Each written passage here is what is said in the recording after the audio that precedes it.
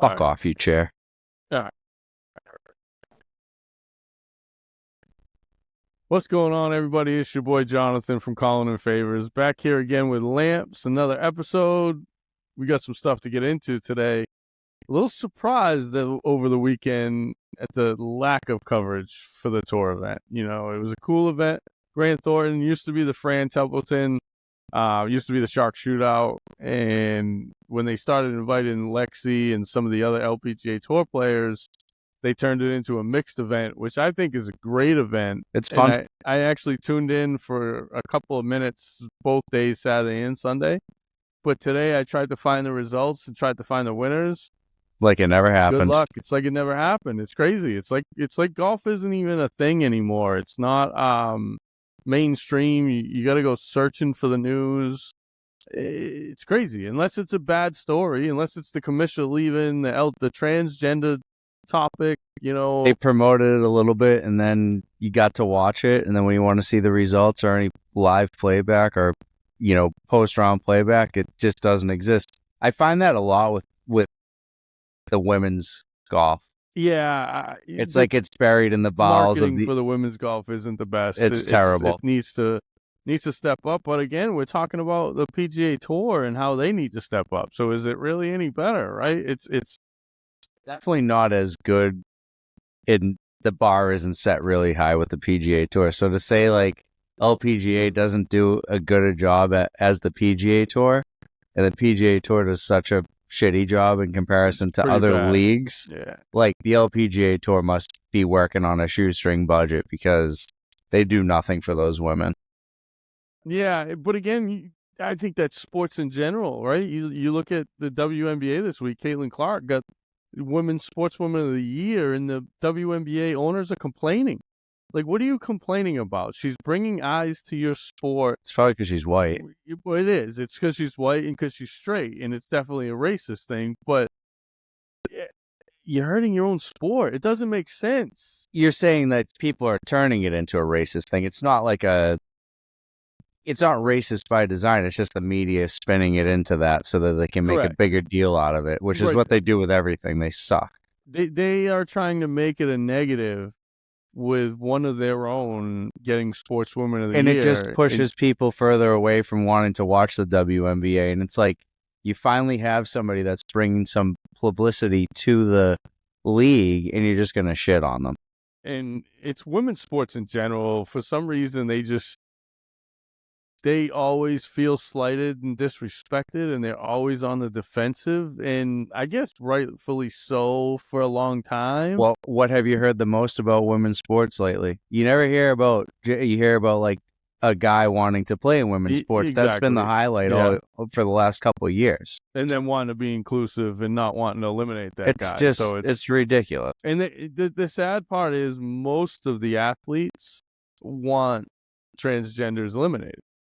They don't want to compete. They should. Exactly, but they get stuck under the thumb of leadership that doesn't get it, and they don't know any better. And, you know, there's the one guy online, I don't get into politics too much, but he's a right-wing nut job, and he's a movie, Matt Walsh. And he did the movie Am I Racist? And you see just some of the clips and some of the ways that they're trying to explain actions as being racist. And it just gets people's heads in a negative space and gets you away from sport. And to mention, those people all got paid to do those interviews. Oh, yeah, of course they did. And they didn't have any answers to any of the questions he was asking. No, he was an undercover Republican. They thought they were in a safe space, and they got ambushed. Which is fine. I like that. You know, but back to golf. Let's call their shit out. I know, but you know, some of the coolest things to watch and some of the most fun I've ever had watching golf has been watching mixed events. You know, back in the 80s and 90s, they had the Wendy's 3-Tour Challenge, you know, where they played from a different tee, and it was, I want to say there was like 4 to 6 women, 4 to 6 men from the Champions Tour, and 4 to 6 tour players. And they would get the big names. You know, back in the day, the big names understood how important it was to market and do the fun events and get the outsiders watching golf. Now I feel like it's become a battle between golfers and non-golfers, right? The goofy golf, the YouTube stuff, and it's been a battle, and it's not good for golf. Embrace it. It's and I'm the first to admit it. I'm as guilty as can be. I'm not excited about Tiger's new league, but you saw him, and then who else was it? Lucas Glover in the quote unquote Thunderdome hitting shots. It looks I pretty don't know. cool, and it's kind of sparked my interest a little bit. But when I first heard the announcement, Boston has a terrible logo. Oh, there's a Boston team. Yeah, Boston Common. Keegan Bradley, Rory. I forget who the other two are, but their logos are the fraud. audience in this. Yes. Okay, so this is going to be It's going to be a stadium. It's going to be. They're trying to build the Thunderdome, is what they're calling it, and they're going to try to make it an arena where you're going to. So they want to turn golf into bowling. Kind of. That's what this reminds me of, like going to a bowling alley and watching, like, what is it, the PBR series of bowling? Like, what are we doing? But you know what? I'm okay with it. If that's what it takes to get people involved in golf and watching golf and participating in golf, just remember that once you step outside the Thunderdome, you're not in that environment anymore. And I think that's what's going to happen. Different. I think there's going to be a lot of shit talking, a lot of fist pumping, a lot of fun stuff for TV, but not good on the side of we're arguing shrink the game. And, I think it's going to give the shrink the game movement a ton of, what's the word I'm looking for? Momentum. Material. Just easy targets off some of the stuff that they're going to do. Yeah, they're not going to be... I don't think playing golf in a Thunderdome is going to... It might be fun to watch, but it's not going to do anything for the game in the respect that, like, hey, here's your ball mark. Here's your divot. Today's the 90-degree rule. It's like you're going to watch. And I also think you're going to see the guys. It'll be interesting to see these guys play in the Thunderdome if their swings change, because maybe they're chasing numbers because it's going to be posted. So, like, you're going to see swing speed. Not that you don't see this already on tour with the tracking, but is it going to change people's games because they're going to kind of put a little more effort into their swings to impress the audience because people want to see 400-yard drives and all that shit. The one thing that might help if they do that is getting the average golfer to understand that those tour players have that next level. They're not this going is the second gear, ball to the wall all the time. There's a few of them. I was watching, I think it was Jake Knapp this weekend. They ended up winning. And they were talking about how he doesn't get cheated. He goes at it on every swing. And I think what you can get out of it, if they do a good enough job of announcing it in a way for the players to kind of joke around with it and explain, like, I would never do that on a golf course. That's something. Are they going to be mic'd up? I think so. Okay. All right, we're going to go at this one. Wide open par 5. No trouble. Nothing to worry about. I think if they talk about it, you're going to understand the difference. Well, maybe there'll be a teaching element to this thing, but every single mic'd up golf event that I've watched, usually when they do them at Shadow Creek, the shit talk is so boring. Like, I don't know if they do it because they're worried about losing sponsors and things like that, but I would really like to see a mic'd up golf match, whether it's in the Thunderdome or at Shadow Creek or one of these things that you watch on streaming. Can we shit talk, please? Can these guys actually shit talk? I think that's what YouTube golf is going to help, because you're starting to see vulgar language, the F-bomb. I don't even care about like that, but what that's Bryson... When you start that's what. So the point I want to make before I let you go is, I think what a lot of guys are afraid of is saying the wrong thing on mic. Of course they are. Right. So they're tiptoeing around that. Now I think now that they start to get off the golf course onto social media, their own personalities coming out. They can... when I was a kid, you didn't think twice about saying the F word around authority figures at work, at school. And now it's become a lot more accepted that I think inside the Thunderdome, mic'd up, I think you're going to see a little bit more chirping than you would on TNT live. Well, did you know see? what I mean? Did you see Rory and Bryson on the range warming up for that match? Did you hear what Bryson said to Rory? I didn't hear what they said, but I saw him warming up, and that was kind of going to be the next thing I wanted to talk about was the match tonight. Like, are you excited for it? Yeah, you know what? I'm excited for this one because I like the fact that there's a Live PGA Tour dynamic to it. I think that's kind of what people watching golf have been waiting for. It's like, all right, let's watch these guys go head to head.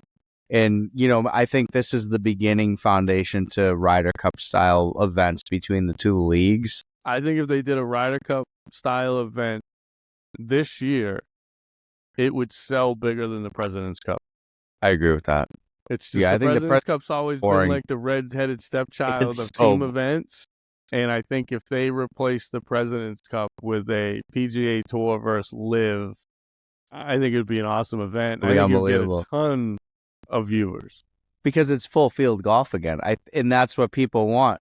Yeah, and then you're going to see how Scheffler's game stacks up to all these guys. And, when you bring Bryson and Brooks back into the mix and DJ, all those guys who went over, and I wouldn't even single out. I mean, Phil still has some dog left in him.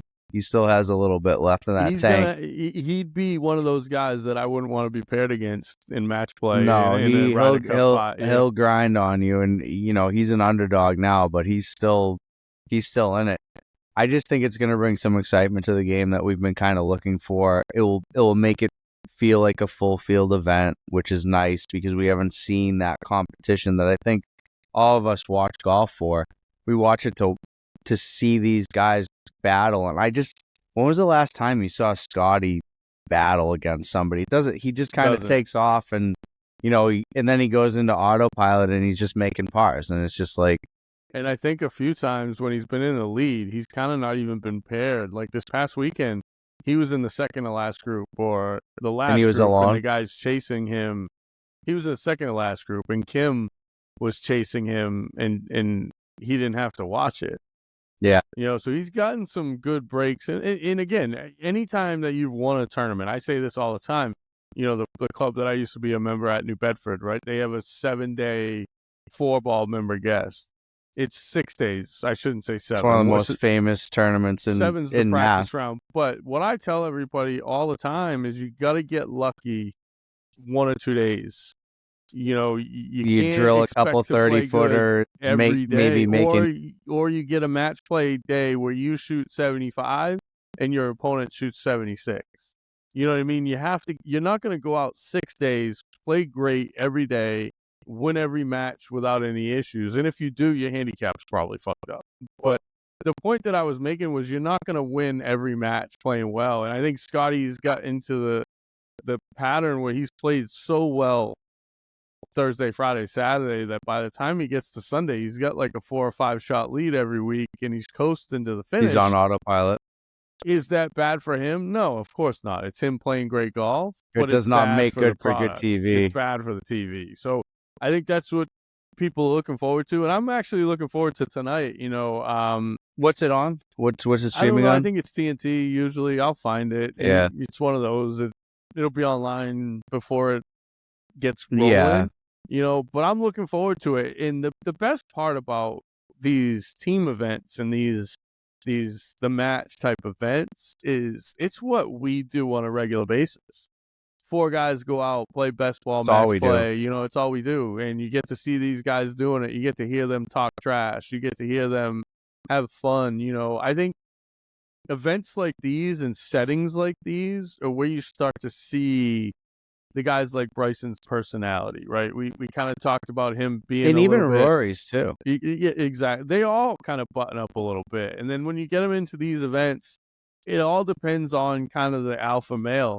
Whoever the alpha of the group is talking trash, the others will follow suit. Now, I don't know who that will be tonight, whether it'll be Brooks, Bryson. I don't see Scotty Scheffler being the leader like we said in the last episode, one of Scotty's thing, like when they took that picture all holding each other's hands, sitting on each other's lap. Well, you see my personality. He was quoted like, I can't wait to show them my personality. My point with that is like, show it on Sunday in a tournament because Right now, you're super boring. There's no drama. No. You remember that Masters where Bubba, he had all that flair. He hit that high hook through the trees and it landed on the green. Like, that was the shit that made you watch golf. Yeah. Those types of shots, those types of players, they're not there anymore. Most of them are on live. This will bring golf back to a place where it's like, all right, let's watch these guys go head to head. I'm pumped. Do you have any money on it? I might. I doubt it. Who's your pick? I would say Scotty and Rory are going to be tough to bet against. Scotty's just playing so good right now, and you haven't really heard much about Bryson or Brooks in the past couple of years. Bryson Especially won the Brooks. U.S. Open, but Brooks really hasn't played well, and you haven't really seen them running away with stuff at live. So I don't see Scotty Scheffler, as much as he's saying, I want my personality to come out.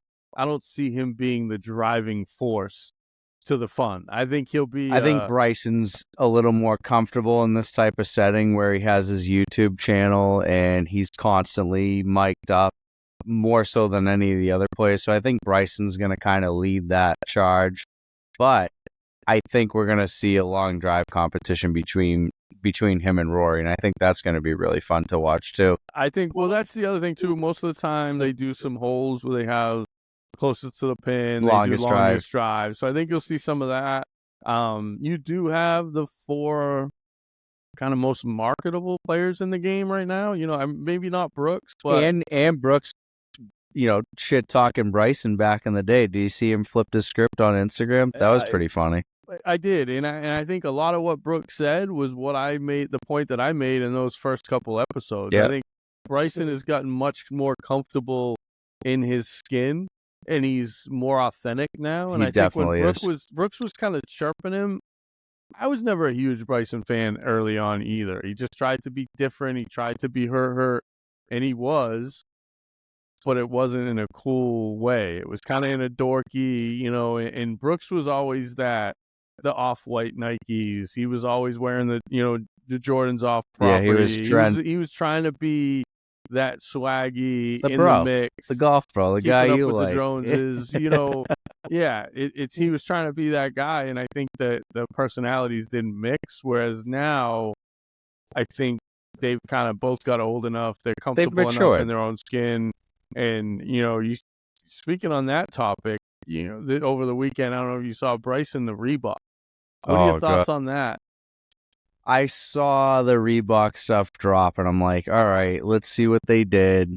And you start looking at the shoes, and all it brought back was Little League coach, late 80s, early 90s with the champion sweatpants and the spot-built shoes. Like, classic, looks like a baseball coach on the sidelines. See, Reebok's never been cool. They've tried forever. So back when a pump golf shoe. Yeah, they had it back when I was in college. But it would sell better than this shit. That people want retro. That's what I'm interested in seeing. You like my hat, by the way? Yeah, don't even get me started. No, let's start about it. You gave me mad shit when you walked on the phone. Well, look at the thing. It looks like you're fucking out on a work crew. Like, it's safety. Yeah, it's the Matterhorn ski bar hat. Purple, green, like... Where's your headband, wristbands? And the funniest is you see, like, all these throwbacks to, like, 80s workout, and you see all these girls dressing up in these workout outfits. Bro, neon doesn't mean it's 80s retro. It doesn't. It's 90s retro, 80s retro. And first of all, you want to talk about working out in the 80s? I will come in dressed up as Gene Simmons, or whatever the fuck his name is, Richard Simmons. But it's so on trend. The Reebok, Bryson the Reebok is so on trend with just picking the worst of all the back trends. Terrible. It kind of reminds me of that Grayson Saucony thing that we were talking about. That shoe that they came up. Yeah, it's equally as bad. I think Grayson actually has them beat on how bad their shoe is, but Reebok they might be tied for first. The thing that I don't like about the Reebok for Bryson is it looks like a cleat. It doesn't look like a golf shoe. You're playing football or rugby? What are you doing? Right, that's what I'm saying. And he's always kind of been on that athletic style, but this isn't like athletic. This is a cleat. It looks like I'm ready to go play football in it. Yeah, or you finish golf and you you go to the mall and go shopping with your wife. Like, they're total mall walking looking shoes too. I mean, if Nike turns the Air Monarch into a golf shoe, talk about the battle royale of golf shoes. It's bad. It's going to be a game changer. And Reebok's never really had a good brand for golf. They had the Norman brand back in they still have it, I think, or they're still under the same parent company. But they had the Shark. Yes, but that was it. That was all you ever saw. I had a pair. They used to have a Reebok outlet store in like Stoughton or Randolph. It's right near BJ's. Yeah. So my senior year in high school, we played. Actually, my junior year, they had an all black Reebok with no logos. It was just my baseball pants were high. Then it went to a plain green sock and a plain black shoe. It looked pretty cool. But like, it was one of those things you never wanted to rock Reebok, the logo. They've never been that brand. And they've never been cool. So I think that's why it might be the perfect fit. Like, I want to hate on it, but it might be the perfect fit for Bryson. It's like a dorky brand with a dorky guy.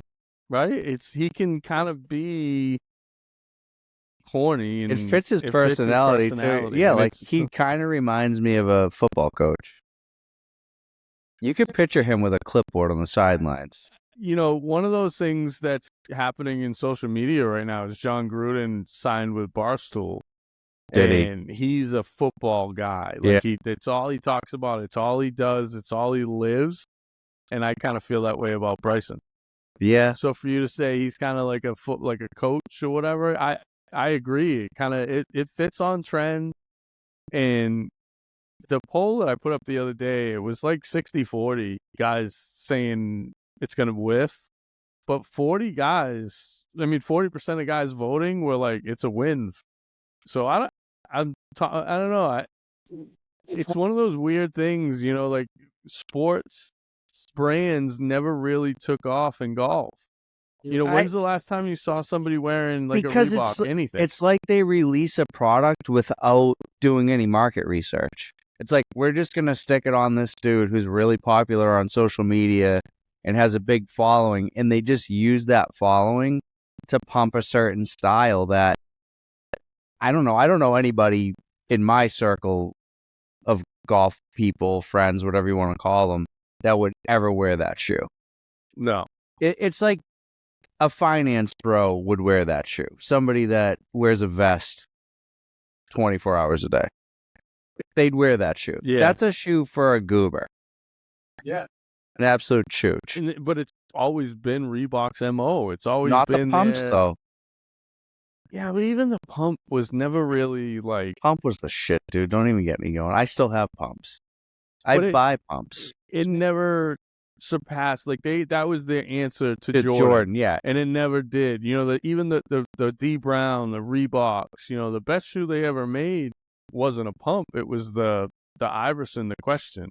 That was a good shoe. Actually, is it the Question or the Answer? It's a Question, because his nickname's the Answer. So that one with the color on the toe, you know what I'm talking about. Yeah, I know what you're talking about. They have it in every color. I think that'd be a cool golf shoe if they make it into a golf shoe. Yeah. I think the Jay-Z, the Sean Carter, it's kind of like Reebok's answer to the Dunk. Yeah. I could see that being cool if they made it in a golf shoe, but they didn't. And that's the thing with Bryson. I don't think he's ever going to allow them to, because he's a tech guy. He was wearing the FootJoys that look like cleats. Oh, he's wearing those shoes. Those things are probably molded to his foot, and the spikes are in a certain direction so that when he swings, he doesn't slip. Like, total shoe for him, which is great. But I don't know. I'm starting to get back into the classic style. I like the new FootJoys that they've come out with. I like what they're doing with the soles, but it also kind of gives me that G4 style vibe. So I think the classic shoes is a safe bet, and it would probably be a good idea for Reebok to come out with something like that if they weren't going to go in the direction of let's build a high top or let's make a pump a golf shoe. You can always start off with classic. Sunday Red just released a classic golf shoe. What do you think of that shoe? I don't like it. I think the black and red looks like a pair of old Dry Joy casuals that they used to give us for fitting for Titleist. that every year they came in, I'm like, That this is logo the worst just kills colorway. me. What logo? The Sunday Red logo. Everything about it, I'm just not. It just wasn't original. It just kind of looks like a Puma logo. Yeah. A puma if it didn't eat food for 3 months and all you did was see its rib cage. Oh, it's rib cage. Yeah, it's like the skeleton of a fucking tiger. yeah. Feed that thing. But again, these guys, they're at the point now where they're not just athletes anymore. They're products. They're pushing. They are a brand, and they're trying to push their brand. And I guess I see Bryson's angle with this, but I thought everything he's done to kind of rebrand himself and kind of be the cool guy on the social media and on the internet and YouTube, I thought you didn't see Nike Reebok being part of it. You know what I mean? Like yeah, a lot of, maybe even Adidas if you want. Yeah, not a non-golf brand trying to come out of nowhere and enter the space. But what are you gonna do, right? I mean, it's if we'll see. It could be either a major flop, but I think it's worth the risk for Reebok, who's never had a golfer. This is their first since Greg Norman. This is their first time putting their logo on something, their brand on something, and it's gonna get eyes. Does it get bought? Does it get purchased? I don't know. We should buy this shit when it comes out and do a review on the podcast. Just show people. I don't know. It remains to be seen. He's probably going to wear them in the match tonight, so that will pump sales initially. I'd like to see the numbers on it after a week. I think tonight you'll probably see a lot of people ordering the shoes because these shoes. Who knows if it will give you 10 extra yards, you'll order it, right? Most people will. So I won't. I don't care. I'd sacrifice 20 yards not to wear that fucking shoe. Yeah, there's certain things that I wouldn't wear. That my hat. Yeah, exactly. I would never wear that hat. And I'm a bright guy. I have lime green shirts, and pink highlighter, pink pants, and I'll wear some ugly shit, but I don't know. Some of these hats that you guys are pulling out of the 80s and 90s are just ugly as hell. They look like helmets. They don't even look like hats. That one's not as bad. That one. I don't like the point. I look like I have a unicorn. There was a picture this weekend of a Malbon hat, and it still has the ugly logo and everything, but the point is gone. So it still has the rope on it. Were you happy with that? Make you happy? Trends. It was better. I wouldn't say it's good, but it was better. I know those hats trigger you. That's why I wore it today. I know you did. I know you probably saw it in the store and was like, "I'm fucking First person buying this." I thought of was Johnny Alameda. Spent $8 on that hat and $8. I wish it was $8. That's how much it should cost. I know they probably charged you $42. $30. Yeah, that hat cost them 7.5 cents to make. Where? What do you think? I don't know. China, Hong Kong, Vietnam. Yeah. One of them. Like, I just wanted to hear you say that. Yeah, you just want me to. I want you to get pissed off. I want you to get riled up right now about a fucking hat. I think it's hilarious. I think it's awful. It looks like fucking. I can see you getting pissed off about that hat. I put it in the same category as Bryson's shoes. Oh, really? Yes. Now, all of our listeners are going to disagree because they're all as fucking corny as you, but. Why would you talk about the listeners like that's mean? I'm see buying everybody this hat. Fuck you. I see their pages. I follow their social media. I know what they're liking. I know what they're sharing. And every time I fucking put a hat like that up, I almost lose my contacts. I roll my eyes so bad. Well, don't. Vision is very important. But I'm glad I got you today. I gotta get you a little pissed off about a fuck. Yeah, but when you piss me off, I talk too loud and it comes through on the mic. And then I have fucking editing to do behind the scenes. So why do you get me all riled up? I just want to let everyone know John is a sound engineer, and he brings the sound of the Calling in Favors podcast every week. So thank you, John, for doing that. It's not very easy because my voice is like a fucking fighter jet flying overhead. Yeah, it's pretty loud. But whatever. Back to golf. You fucking idiot. The other cool thing that happened this weekend, when I was watching the mixed event, they were talking about Olympics in 2028. Bringing a team mixed aspect into it, which I think will be cool. Where's the Olympics? LA. It's in LA. It's at LA Country Club. So they're gonna do like the men were first and then the women play the second week. Well, they're going to move the men up a couple days. Instead of being through Thursday through Sunday, they're going to be Wednesday through Saturday. And then they're going to play a mixed event on Sunday, Monday, Tuesday, and then the women the following week. Do you think that the U.S. Open they had at LA Country Club taught them anything about, because they didn't have they at least didn't seem like they had a lot of spectators at that one, because LA Country Club's kind of bougie like that. But how do you think they'll go into the Olympics into that course where the members are kind of not so the Olympics welcoming? Is a smaller event. Smaller you event. don't really. You look back at last year, there was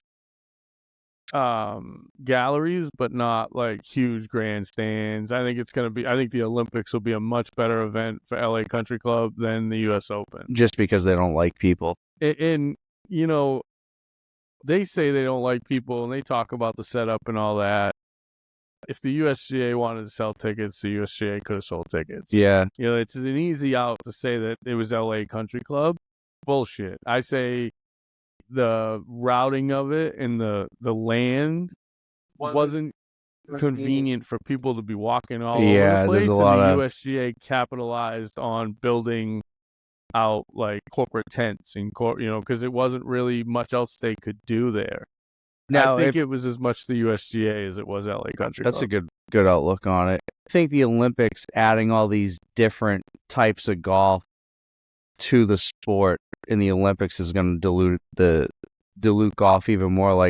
We have our singles, we have our matches. Now we add like mixed matches. Do you think that just adds too many categories to golf in the Olympics where it would just make people be like, well, what the fuck am I going to watch? Or do you think people will look at tennis, you look at volleyball, you look at they have mixed and everything, mixed events, shows you how much I watch the Olympics. Even synchronized swimming, they have men and women. See, I don't even watch.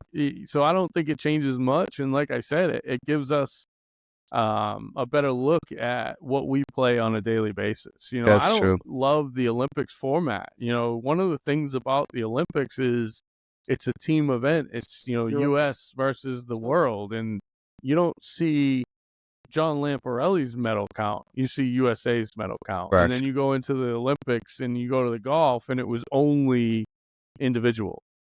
So I think where you're going to see more interest and more audience is with the team event. It's how they do it and how they figure that out. I don't know. I don't think we play enough match play. They have the one match play tournament a year on the PGA Tour. And I think the average golfer, that's what we play. That, most of the time when you peg it up on Saturday and Sundays, you're playing match play. You're that's playing, all you do. So I think it's going to add something to it, whether it's best ball or alternate shot. Yeah. I hope they don't do scramble. They're too good to do scramble. When they do a lot of the team events on tour, one of the days is scramble and they just light it up. It's that's scramble is fun, but I wouldn't want to watch pros do it. It's almost too easy. You get two guys or a guy and a girl who are both pros looking at any putt inside 10 feet. It's almost automatic. One of them is going to make it. I think what they're trying to do is capitalize more on a different audience. Like you said, you don't watch the Olympics at all. Well, I bet you a lot of people that don't watch golf will watch the Olympic golf just because it's the Olympics. Just because. So, anytime you have team formats or teams involved, it's going to be up in the air. You talk about the Ryder Cup and you talk about the paying the U.S. players $500,000, and I know you broke it down a little bit. Some of it's charity and things like that. Yeah, I think $300K is going to charity and $200 is a stipend or whatever. But you also brought up a good point. We were talking about it earlier before we came on. They're professional athletes. That's what they do. They get paid to play sport. At some point in time, they had to be compensated for playing in this. Yeah. I don't mind them getting compensated. The PGA of America makes a ton of money off the Ryder Cup. I mean, what were tickets selling for? Something like $750 a day. Oh yeah, they make some so big where's money. all that money going? You're not telling me it's going towards putting on the event because NBC's paying for the rights to broadcast. The money's only going in one direction. It's right. So at some point, I have no problem. Right into Jay Monahan's bonus. Yeah, exactly. So do you think because Jay Monahan got put, the fire got put by his feet, he's like, oh fuck, I got a huge raise and these guys aren't. Do you think that had something to do with the guys getting paid? Because they're just like, well, this fucking asshole's doing nothing. He's getting almost $20 million a year. See, I think when guys like that in those positions make their money, they're so full of themselves at that point. They've been elevated and they have so much more on their plate. They expect to get that kind of compensation. I think if you took a blind truth serum and put it in Jay Monahan's drink, he would say that he deserves every last penny that he's got. And it's crazy. Of course he He's does. done a terrible job. He sucks. He'll never question his own doubt, his own mistakes. It's kind of like Roger Goodell. They're all God. They think they're gods. Compensation. Yeah. He's never going to discuss it. But no, I don't think it goes into paying the players. I just think he thinks he's entitled to that kind of money because of the job that he's doing. I don't know what kind of job he's doing. I don't know how you feel about it, but I think he sucks. I do too. It's the reason why the PGA Tour is in the place it's in is because of him and his inability to, he can't even broker a deal between Liv, and I don't give a shit. Like, Tiger is the real force behind a lot of these negotiations, and I don't know if Tiger will ever step into that role. I think if he did, golf would definitely get better. He has a better outlook and handle on the sport, in my opinion, than Monahan does. Monahan's just a puppet. He's fucking useless. I think what Liv has done for golf is it's made the higher ups realize that businessmen don't understand sport. It's a prime example. They ignored the athletes, they ignored the golfers for years, and you can say all you want about Liv and the Saudis and how bad it was. That they were trying to do this for years. It was Greg Norman against the PGA Tour for years.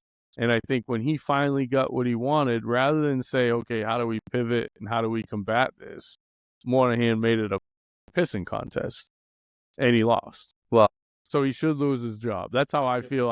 I think he should lose his job too. I mean, what were they going to do? Bankrupt the PGA Tour trying to fight this financially? I mean, you're not going to, as much money as the tour has, you're not going to go up against the Saudis. They're going to kill you every time. They have an unlimited supply of money in the ground, and they'll keep pumping and printing fucking money, and they will bury you in a long-term legal battle. And that's the road it was going down until somebody yielded, and Monahan was the one who finally tapped out. And I think what sucks about that is when Rory was the mouthpiece for the entire thing, they were using Rory as the front man, and I feel like when all of it came together, he was like, fuck you. I think Rory said, fuck you, Jay. Like, I'm all set. I'm done being your puppet. Like, I think all the players got to a point where they're like, we've tried to help. You haven't listened to us. You've kind of patted us on the head and said, do you? And now we're over it. Now you have to deal with it. Now you have to figure out, where do we go next? And I don't think there's a good enough relationship with Liv, the Saudis, or the PGA Tour players to support keeping Monahan. I think everybody wants him out. And at some point, if it doesn't make dollars, it doesn't make sense. And right now, the PGA is not making the dollars that it used to make when there was all the best players in the world playing against the best players in the world every week. That type of talent goes somewhere else, and they did it, and now they're trying to bring it back together and save face, and it's just not going well. And I think I don't think anyone takes Jay Monahan seriously anymore that plays on tour. I think because of his failed attempts at bringing both leagues together, they just think he's a joke. Greg Norman's actually been a better advocate for players, and I think Greg Norman genuinely cares about the people who play on Live. He's treated them as such. But the Saudis are good enough and savvy enough business people to realize that Greg Norman isn't the answer going forward. And He served a they're already purpose. starting to make. He served a purpose, but now he's a lightning rod too.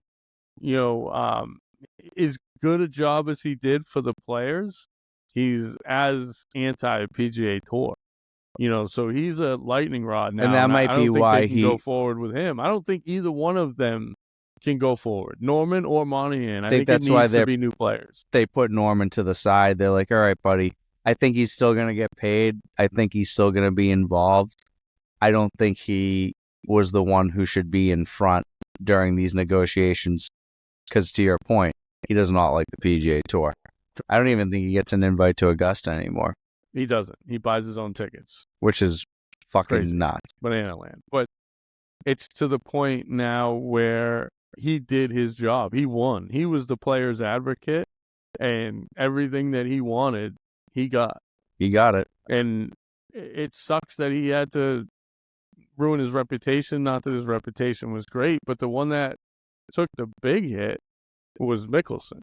Oh, big time. He didn't even defend his championship at the PGA Championship the year after he won because of how much was going on. And I think it sucks that it got to this point, but this is what happens when business comes first. And at that level of sports, business comes first. Yeah, it's all money. It's all money. That's all it is. But I think those guys getting paid for the Ryder Cup and what they're doing, I think that's good for the players. Hopefully it keeps more people involved. I don't know if it will, but I think these guys definitely deserve to get paid for playing in those types of events. Even the Olympics is kind of a joke what they pay the athletes for the amount of time that they take to do it. I think too often you get the players and you get athletes labeled as these spoiled millionaires. But at the same time, I would never ask my neighbor, the accountant, to do my taxes for free. It's what he does for a living. It's how he earns a living. Same thing with the Ryder Cup. This is what these guys do, I think people only see athletes for what they are on TV. It's like Scheffler. You see this guy winning every weekend, and he just got Player of the Year. He made, $70 million, whatever. The amount of work that went into getting to that point, people don't see it. So they don't see the value that these guys create for the sport, in which that's how they get compensated. So that's the part that no one really looks at. We know how much it takes to get there, like how much practice and where. I mean, it's their job.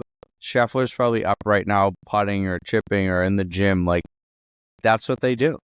That's what they get paid to do. Right. And if they take a week off to play the Ryder Cup, that's a week that they're not earning.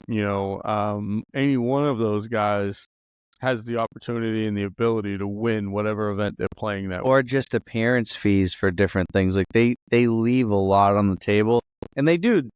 I think what's cool about the Ryder Cup is you see them playing each other, and they do love the game they play, obviously, but that is one golf event that I don't miss, because I feel like you're getting that real golf competition that you just don't see anymore on TV. Like, you're seeing the emotion, you're seeing the rivalries that you don't get to see on a weekly basis. Like, I feel like those friendships that everyone has, oh yeah, let's wait for Ricky to finish, and all those guys, they hug each other at the end. You don't get that in the Ryder Cup. Like, people are telling guys to fuck off. Like, when was that? Who was the caddy? Ted Scott and Rory got in. Was it Ted Scott or was it LaCava? No, it was Joe I'm sorry. LaCava. Yeah, cut that out. It was Scotty Scheffler's caddy. Yeah, Scotty Scheffler's caddy, Ted Scott, and Joe LaCava. Was it? It was. I'm sorry, Joe you're gonna have to cut all that out, because Scheffler didn't. They said he didn't want to wear the hat. was that Cantlay? It was Cantlay didn't want to wear the hat. So yeah. Ted Scott's his caddy, but it was Scheffler's caddy, I thought, that really got into it with Rory about the hat. It was LaCava that was taking his hat off on the green, like right near Rory's line. And that's when Rory got offended. So, but yeah, like you said, they went at it. Yeah, they went at it. And there's not much opportunity to see those guys go at it. Again, you don't play match play very often. But that was one of those things that I remember watching, and then it spilled over off the course. So it was like watching a WWE match, like out in the parking lot when the guys used to beat each other over the back of the head with a folding chair. It was just fun to watch. I'm like, that's what I want to see. Like, let's shit talk and take it off the course. And that it would have been amazing if there was a fist fight, but they would have lost their sponsors. But I like that. It showed the raw emotion of these guys that you don't get to see. Because every other week is just kind of like the same shit. Same rodeo. Tournament that you see year after year. And it's like, all right, whatever. Golf needs more of that. Oh, I agree 100%. And I think you get enough during this time of year with the charity events and the hit and giggles. You got the father and son. Is that this week or next weekend? I don't know. I think it's this weekend. You mean the Charlie and Tiger show? Charlie and Tiger show. Yeah, they signed on. They said they're gonna play again. But before Tiger and Charlie came in, it kind of was the John Daly show. I think that duo is a lot more fun to watch than the kid. I think Charlie puts a little too much emphasis on replicating his father's moves back in his prime. The club twirling, the fist pumping, the theatrics that Charlie puts into it. I'm like, I don't know if this kid's like trying to audition for theater, but if he is, he definitely has his dad's. And I know kids kind of do the same thing, that the mannerisms are very similar, but to me it's a little over the top. But that's part of learning as a kid. He'll learn, he'll understand. He's probably not used to the limelight, used to, you know what I mean? When he goes out on the golf course, he's usually playing with no galleries, no crowds. You get these young kids and they kind of react off the crowd. They don't even realize a lot of the things that they're doing. So I don't really hate on him at that age. He's just trying to find himself. If he's 18, 21 and him and Tiger are still playing it and he's still doing the corny fist pumps and trying to play it, like, then I'll give it to you. But right now, I think he's been young enough where you're kind of thrown in the spotlight. You watch these kids on the Little League World Series, right? When USA is playing Chinese Taipei and all of a sudden it's 30,000 people in the stadium. My God, and they're on wild. ABC. And speaking of young guys, you get some kids that they don't understand the amount of people that are seeing what they're doing, I wouldn't give Charlie that hard of a time for it. I agree with you. Some of the stuff that he does, he's kind of corny, but some of the stuff that he does is probably just stuff that he does with his dad on a Saturday afternoon. Yeah, that's true. When he's not realizing the cameras and what it looks like. I mean, that kid has some really big shoes to fill. But you look at these up and coming guys. Like I was just reading, like Blades Brown, 17 years old, committing to the tour. You got Miles Russell, he's 16. They both played in events. They've both made cuts. What do you think? Just skipping over the collegiate play where they have the PGA Tour University now, which is, I think, is an awesome way to get guys from college into the tour. And it needs to be more of it. I think that goes back to what the tour did. Like they cut the field down to 100. These guys coming on, they're so young.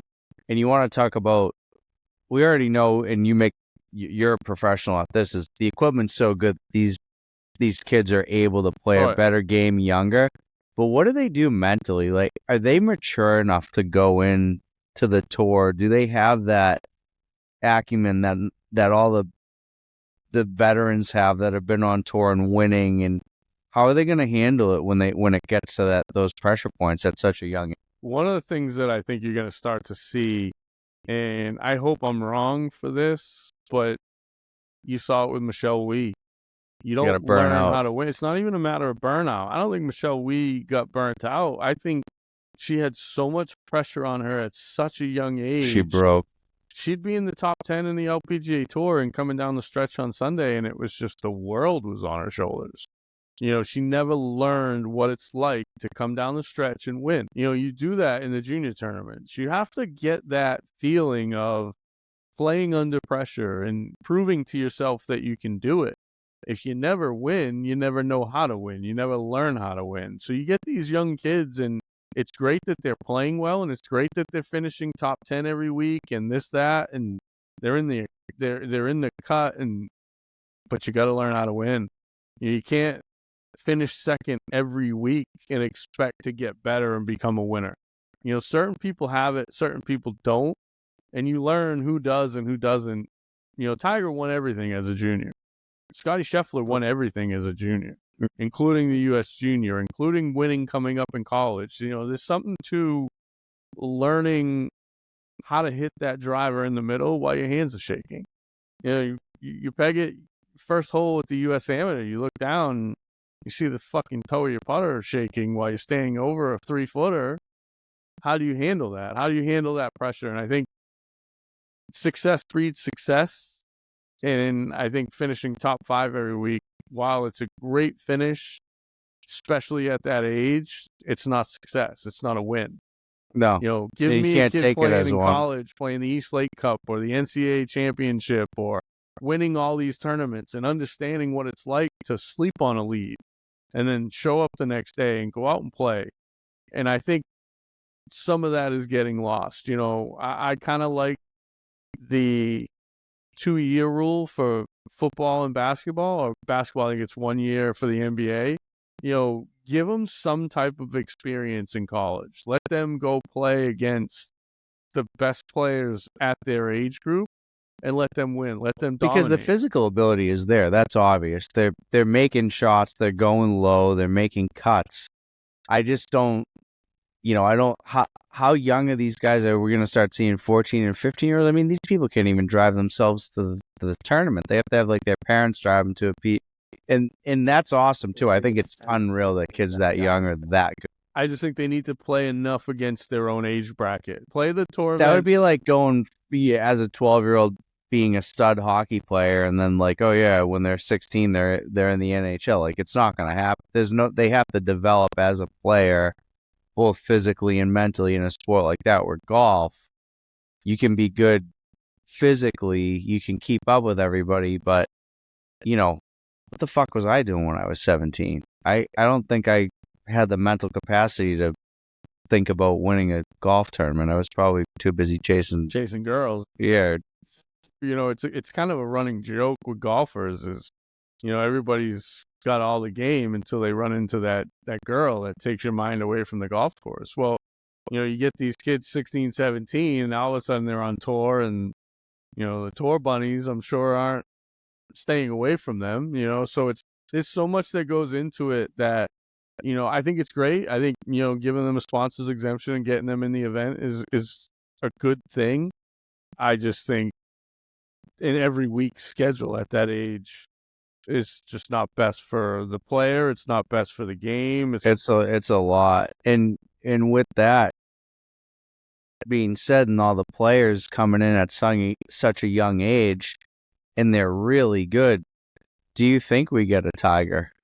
Do you think we get the next Tiger? Everyone's comparing Scheffler to Tiger, which to me, they're apples and oranges. You can put the stats up next to each other. You can do anything you want. It was that flair that he had. Yeah. Do you think we have a young guy that comes up that has the flair that the tour's been missing since Tiger's been kind of injured and not in these tournaments? Do you get that, or do you just get a bunch of boring dudes like Scheffler and Spieth who, go to church on Sundays after they're done playing probably and read the Bible? Which there's nothing wrong with that. I want that flair. Entertaining. There's zero entertainment Makes value you a good there. Person. Doesn't make you entertaining, and that's great. The world needs good people, but the tour needs a villain. I want to look at that dude who's absolutely the number one player in the world and be like, he does weird shit at night. I know he does. Scheffler, I don't get that vibe. I don't even get the vibe that he goes to strip clubs or anything fun. But that's kind of him. That's just all, Like, you knew Tiger. Like, he had that dog, and I'm like... I said it. I've had that. I've always had that, and people hated on me for it. And I'm like, he's just too perfect. It doesn't make sense as a human, Yeah. When he's hanging out with MJ and all those studs in Vegas, like, there's more to it. Like, some shit's going on. Are type A. And type A is going to have some flaws. We're going to have some rough around the edges. Going to have some abrasiveness. It takes that edge to be able to step on somebody's neck, right? When you're 4 up with 5 to play, you just have to have that douche to win that next hole, to win 5 and 4, and not say, oh, let's let him win a couple holes, And it takes that dog, it takes that dickhead. What was the match that Tiger played? Him and David Duval always had a rivalry, right? David Duval kind of was early in his career. The end of David Duval's reign, David Duval got vertigo. Oh, that was kind of fell off a little bit, but they had a couple of battles. The guy that really was Tiger's nemesis, not nemesis, but I guess he's Rory to Tiger's Scotty, was VJ. Oh, yeah. VJ was a stud in the late 90s, early 2000s, and that's who Tiger came up against.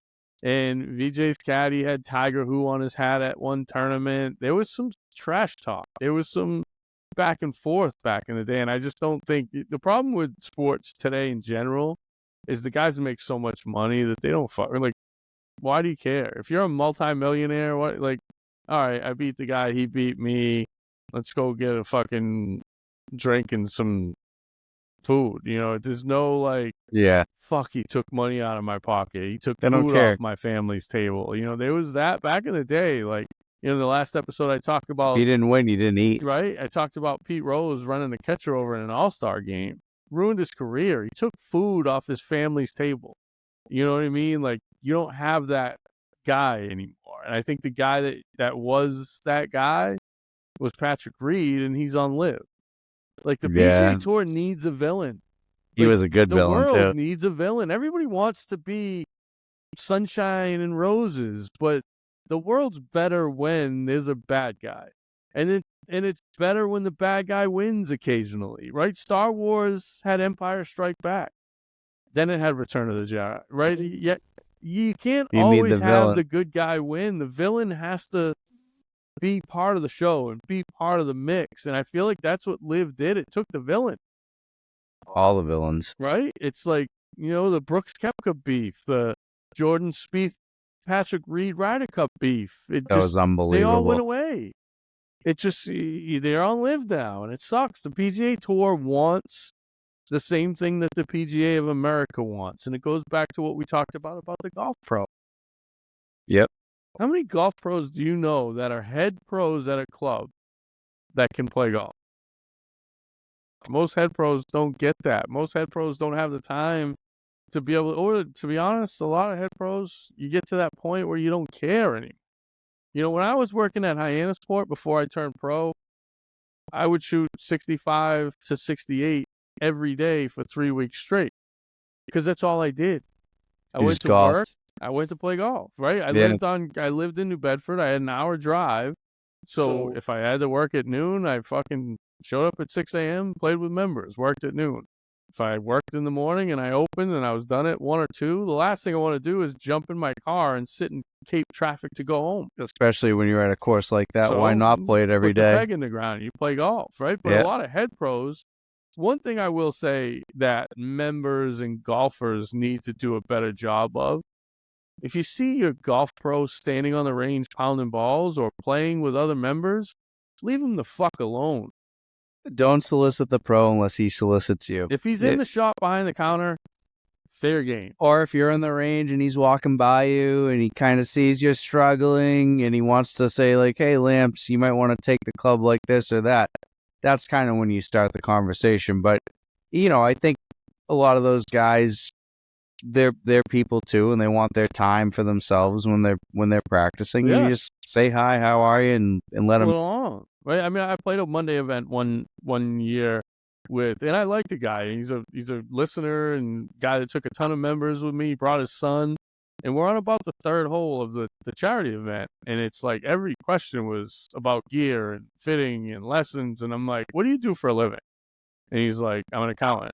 I go, "Would you like me to show up on a Monday outing when you're trying to have fun and play golf and talk numbers and talk about my taxes all how do day? I file my taxes? Right? No, I just want to play golf. It's my day off. It's Monday. I'm here to drink a few beers and play golf. Leave me the fuck alone." Like, my phone is always on.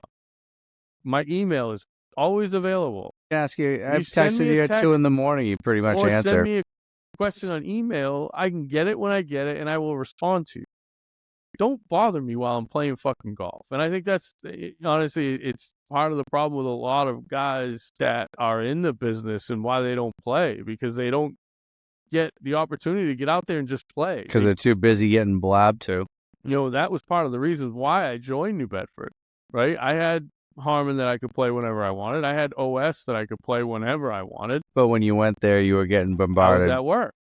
So I wanted a place to be able to go. If I want to have a few drinks and tell somebody to fuck off, I can have a few drinks. Be Johnny Almeida for a minute. Just right? But every time I walked on property there, somebody had a golf question. Somebody had, like, "Hey, when are you available? I need to get fit." All right, well, call the fucking shop. They have my schedule. I don't carry it around with me for that reason. Yeah, I don't want to give you an answer right now. You work enough hours that when you do finally get away, I don't want to talk to you about golf unless it's about the round that we're playing. And most of the time, if I'm playing against you, I'm talking shit to you. All the time. Right? Well, speaking of talking shit, what do you got for you? How'd your picks do this week? I went 2 and 3. Okay. Well, actually, I went 2 and 3 publicly on the app, but I blew Green Bay at night. I fucking buried them. I went huge. Oh, so nice. I made some money, but they lost money on me. It's kind of weird, to be honest. It was like 10 minutes to go in the third quarter. The Steelers-Eagles were at 40, and I had over 43.5, and the Steelers were going in, and they fumbled. And when they fumbled, Philly turned it around and scored. So it went from having a chance to cover the spread, the over being an automatic, to losing both bets. Yeah, happens quick. And then the Dolphins, I don't know what's going on with the Dolphins. They're always just fucking mediocre. They always either make the playoffs on the number, losing the wild card round, or they missed by a game. Like, that's a team that they should have won. I actually put it online of me taking the Dolphins with the spread. I actually bet the money line. I thought the Dolphins were going to fucking win, and they lost outright. So it's like, yeah, that's a tough one too. Yeah, what do you got for this week? I don't know. We'll see what Figure goes it on. out. I don't like to listen. I listen to a little bit of what the experts say, but for the most part, Sunday, I look at it. Johnny's picks coming Sunday. He'll post them. The hook. So keeps you engaged. Yeah, I might throw some money tonight. I don't know. I think it's tough to bet against Scheffler and Rory, but I haven't seen any of the spreads. I haven't seen anything. I like gambling on golf. That's about the only thing I'll do. It's so hard to get dialed. There's so many guys. It's so just many like, guys with an opportunity. I always go for like somebody who may have won, like an Akshay Bhatia, like, he had one. He was in the mix this weekend with, I forget. He's sneaky. What girl he played with. He is one that I think can be somebody to watch. I think entertainment wise, I think he's got the nerdy, geeky kind of Bryson technique. Yeah, he's a good that shit. I think if he kind of grows up and starts to kind of get comfortable in his skin, he could be fun to watch. I had watched him play up at Falmouth Country Club in Maine in a Corn Ferry event. I played in the Pro-Am with Brian Harkin, but watched Akshay on the range hitting balls, and he's fun to watch. And he was plus 6,500. I was like, well, fuck. I saw him, like, just because I had... Yeah, just throw a little bit on. And I threw a G on him, and it hit. I think we covered everything. You got anything else? I think we're good. No, next Tuesday's Christmas Eve. Should we do a show on Christmas Eve? It's up to you. I mean, honestly, it's a Christmas special. I think be- you should wear a Santa's hat. I'll wear whatever you want. I don't fucking care. A neon Santa's hat. I won't wear that. I'll wear anything you want except for that right there. You wear anything as long as it's not one of my hats. That's You don't like my hat collection. It just looks like low rent fucking David Hasselhoff from the 80s on the beach in LA. Like that's what it just gives me fucking those vibes. Just all right. I like the beach vibes. But again, I know I'm on the fucking. That's a compliment to tell me that I have David Hasselhoff Baywatch vibes. Was that before or after they caught him drinking obscene amounts of booze? Oh yeah, I remember that. I forgot all about that. See, that's the shit. Like people get canceled, and I don't even pay attention. Like I remember he him shouldn't have got canceled. Like rolling on the ground with a cheeseburger in his face or something like that, leaving a voicemail for his daughter. How many have I have? We've all done that. I mean, I can't tell you how many times I've crawled into my house and my wife's had to physically put me into the shower. There was a time that my clothes on. The day that we went and played Indian Pond, it was me, you, Chucky, and Maddie. We ended up at Caddyshack. We ended up in Plymouth. Oh, you were out of your mind. It was entertaining. It's funny. Your wife came to get you. She was not happy, but at least I better than driving. I always call her. I don't drink anymore, but I always called her for the most part when I would get legless. See, you have a very good rhythm. Now, I think when I walk into the Have you seen my golf swing? I got rhythm like a porn star, son. Yeah, I have seen your golf swing, but I wouldn't, I have an ugly swing and I have some ugly moves, but I have good rhythm. The tempo of my golf swing is pretty consistent and pretty on. Yeah, it's true. It hasn't changed. No. It's still the same old ugly duckling like mine. I mean, it's just simple rhythm. It's just hear the bass. Don't. Every once in a while. Johnny applause. Later. What are you going to do? I'm fun to be out with because I don't talk. Next time you get a table, I'm showing up with this hat on. All I have to do is say, he's got a hat on, and they'll make you take it off. No. This hat would blow you away at what it would attract. Oh, I'm sure you'll get the fucking trendy girls will see a bottle of vodka in a D bag in hipster hat and clothes. This isn't even hipster. They think this is not a hipster. Oh, I want this guy. Automatic. I look like an asphalt guy. Like that's. No, you look like you're trying to be a pave and asphalt guy. I'm looking at the picture. I can't. If the hat's so bright, I can't even see the logo on the hat. That's how bright it is. Change your glasses. I still can't see the logo. Nah, but for everybody that's been along for the last couple of years, I appreciate it. I hope you guys all have a great holiday. Whether we record Tuesday or not, this will be the episode that comes Christmas week. So I hope everybody has a great Christmas and holiday. Yeah, and enjoy it. Sees family, and most importantly, is safe. And don't drink and drive. We'll get over the hump. Shortest day of the year is next week, and then we're starting to get brighter. We're gaining light, baby. We're on the other side, so we'll see what goes on. I love the feedback behind the scenes. I've got some cool comments. Some guys comment about the fish tank and the setting. Yeah, but I still haven't done the video of looking up and showing you how bad it is acoustically in here. But we're getting there. We're figuring it out. It's an echo chamber. Hopefully, you guys keep chiming in with topics, and hopefully we can get golf mainstream again. I think one of the things that I've kind of noticed the last few weeks is I'm just so down on golf, and I think that's what this podcast was kind of gonna be me figuring out my hatred for the game, because it's just it's not hatred, but it's like I just roll my eyes at everything going on now. It's definitely you're unwrapping it. We're unpacking everything. We're going through it. It's like a therapy session. You're getting everything off your shoulders, and by springtime you'll be ready to play again. Yeah, we'll see. Sounds like a lot of energy and effort. Merry Christmas, everybody. Until next time. Let's go.